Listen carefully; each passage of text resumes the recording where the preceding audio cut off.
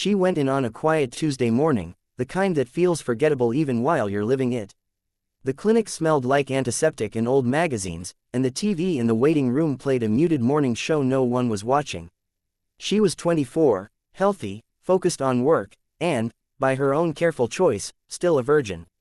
This appointment was routine, almost boring. A normal checkup, blood work, a scan, maybe a lecture about sleep and vitamins.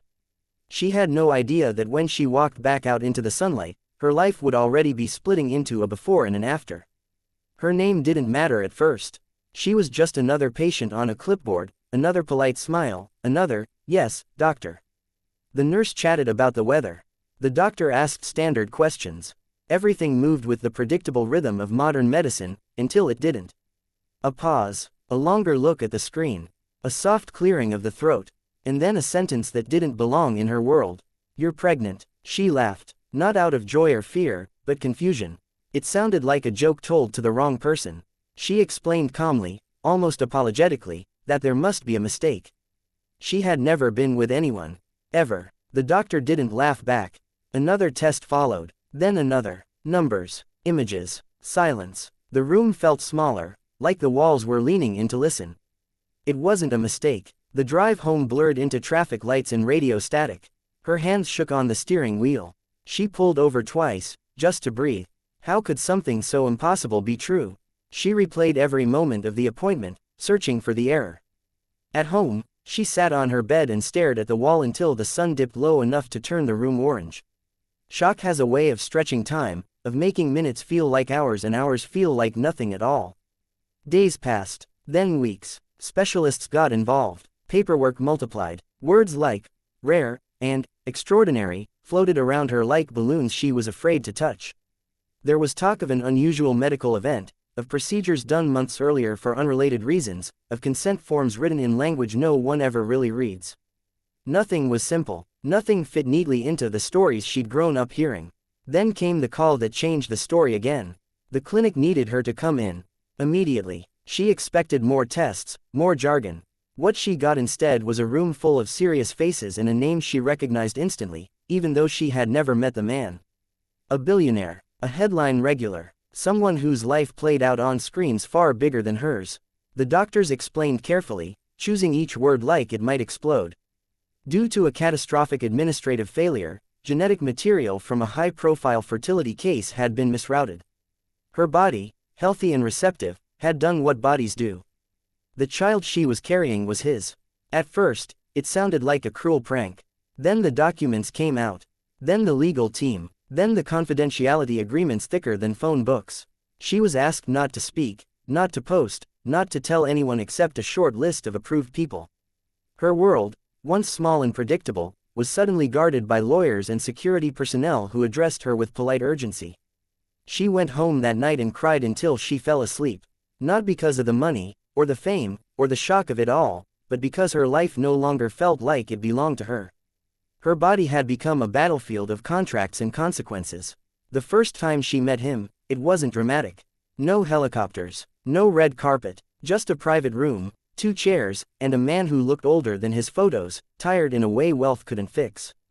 He didn't touch her. He didn't raise his voice. He apologized, over and over, not in a rehearsed way, but in the broken, human way of someone who knows an apology can't rewind time. They talked for hours. About responsibility, about choices, about what the future might look like for a child born into a story no one would believe if it were fiction. He offered support, resources, privacy. He offered to take care of everything. She didn't answer right away.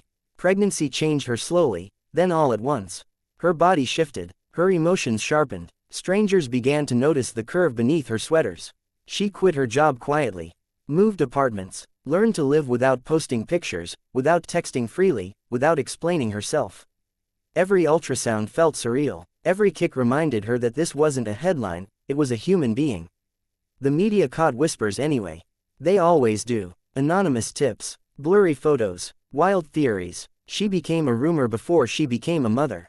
People argued about her online without knowing her name, her voice, or the nights she lay awake wondering how she'd explain all this to a child someday. When the settlement came, it was staggering. Not a lottery win fantasy, but a carefully structured agreement designed to last a lifetime.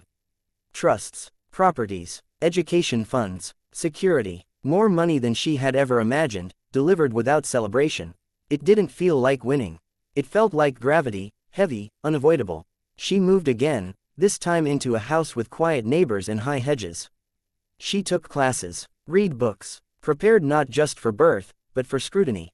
She learned how to answer questions without answering them, how to smile without revealing too much, how to protect something fragile in a world that loves to consume stories whole. The day her child was born, the room was hushed. No cameras, no announcements, just the steady beeping of machines and the sound of a new life crying its way into the world. In that moment, everything else fell away. The contracts, the money, the man whose DNA shaped those tiny fingers. None of it mattered as much as the weight of her child on her chest. Motherhood grounded her in ways she didn't expect. Diapers and feedings and sleepless nights don't care about net worth. Love doesn't check bank accounts. She found herself laughing again, really laughing, at small things. The way her baby yawned. The way sunlight painted the nursery floor. Over time, the billionaire became a presence, not a spectacle, but a constant. He showed up, he learned, he listened. They weren't a fairy tale, and they never pretended to be. They were two adults bound by an extraordinary mistake and a shared commitment to do better for the person who mattered most. Years from now, people will still argue about her story. They'll call it scandal, miracle, conspiracy, or dream come true. They'll reduce her to labels she never chose: virgin, baby mama, millionaire. But those words miss the truth. The truth is quieter. A woman went for a normal checkup and walked into a life she never asked for. She lost anonymity and gained responsibility. She faced fear and found strength. She learned that control is sometimes an illusion, but love, once it arrives, is very real. And in the end, that's the part no headline can capture.